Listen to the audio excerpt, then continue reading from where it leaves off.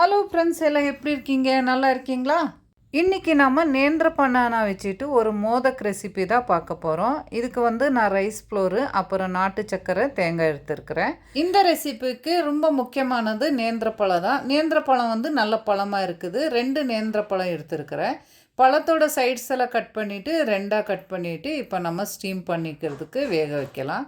நீங்கள் இது நல்லா ஒரு 20 நிமிஷம் நல்லா ஸ்டீம் ஆச்சுன்னா பழம் நல்லா வெந்து வரும். சைடில் நம்ம நேந்திர பழம் வேகிறதுக்கு வச்சுட்டோம். இப்போ இன்னொரு சைடில் நம்ம தேங்காய் பூர்ணம் ரெடி பண்ணிக்கலாம். இப்போ ஒரு பேனில் 1 டேபிள் ஸ்பூன் நெய் சேர்த்துக்குங்க. இப்போ கொஞ்சோண்டு முந்திரி பருப்பும் சேர்த்துக்கிட்டு இந்த மாதிரி நல்லா ஃப்ரை பண்ண பிறகு துருவிய தேங்காய் 1 கப்பு சேர்த்துருக்கிறேன். 1/2 கப்பு நாட்டு சர்க்கரையும் சேர்த்துக்கிட்டு இது கூட ஃப்ரை பண்ணியிருக்கிறேன். நீங்கள் வெள்ளை இல்லது வெள்ளை சர்க்கரை கூட சேர்த்துக்கிட்டு இந்த மாதிரி பூர்ணம் ரெடி பண்ணிக்கலாம். கடைசியாக கொஞ்சம் வாசனைக்கு ஏலக்காய் தூளும் சேர்த்துக்கிட்டு நல்லா மிக்ஸ் பண்ணி எடுத்து வச்சுக்கிட்டேன். இப்போ இந்த நேந்திர பழம் பாருங்கள் நல்லா சாஃப்டாக வெந்து வந்திருக்குது. இது கொஞ்சம் ஆறின பிறகு நீங்கள் இந்த தோலை நீக்கிருங்க.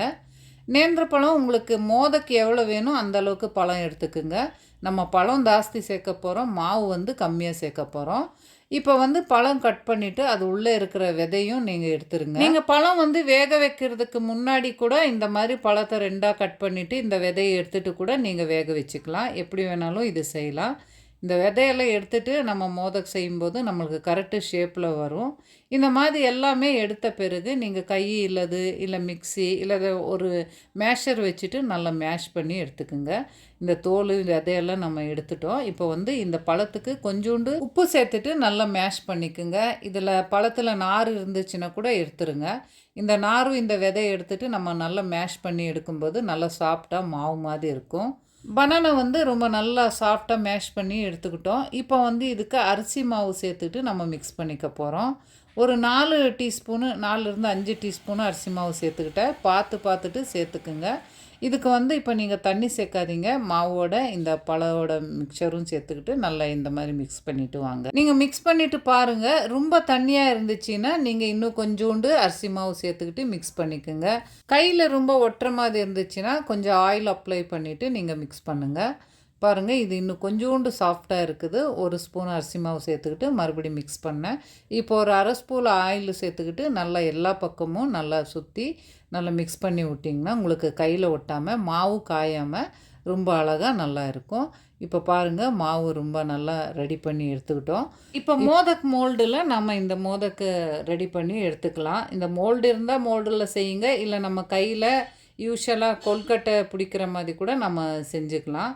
எப்படி சௌரியமோ அந்த மாதிரி செய்யுங்க. இப்போ நான் இந்த மோதக் மோல்டில் இந்த மாவை செட் பண்ணி எடுத்துக்கலாம். பாருங்கள், இந்த மாதிரி மோல்டு இருந்துச்சுன்னா மோல்டில் செய்யுங்க. நம்ம யூஷுவலாக வெறும் அரிசி மாவில் தான் இந்த மோதக்கெல்லாம் செஞ்சுருக்குறோம். இந்த மாதிரி நேந்திர பனானாவில் செய்யும்போது டேஸ்ட்டும் ரொம்ப நல்லா இருக்குது, ரொம்ப ஹெல்த்தியாக இருக்கும். ரொம்ப நல்லா இருக்குது. உங்களுக்கு டைம் கிடைக்கும்போது இந்த ரெசிபியை ட்ரை பண்ணுங்கள். இப்போ நம்ம ஏற்கனவே ரெடி பண்ணி வச்சுருந்த இந்த தேங்காய் பூர்ணத்தையும் இதுக்குள்ளே செட் பண்ணிவிட்டு மறுபடியும் கடைசியாக கொஞ்சம் இந்த கீழேயும் இந்த மாவு போட்டு நல்லா சீல் பண்ணி ரெடி பண்ணி எடுத்துக்கிட்டோம்.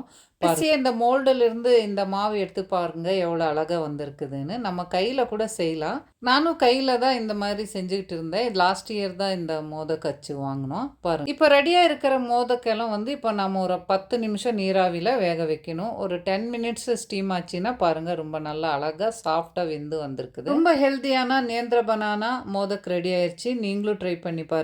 ரொம்ப சாஃப்டாக ரொம்ப டேஸ்ட்டாக இருக்குது. இந்த வீடியோ பிடிச்சிருந்தா லைக் பண்ணுங்கள், ஷேர் பண்ணுங்கள், கமெண்ட் பண்ணுங்கள், சப்ஸ்கிரைப் பண்ணுங்கள். ரொம்ப ரொம்ப நன்றி.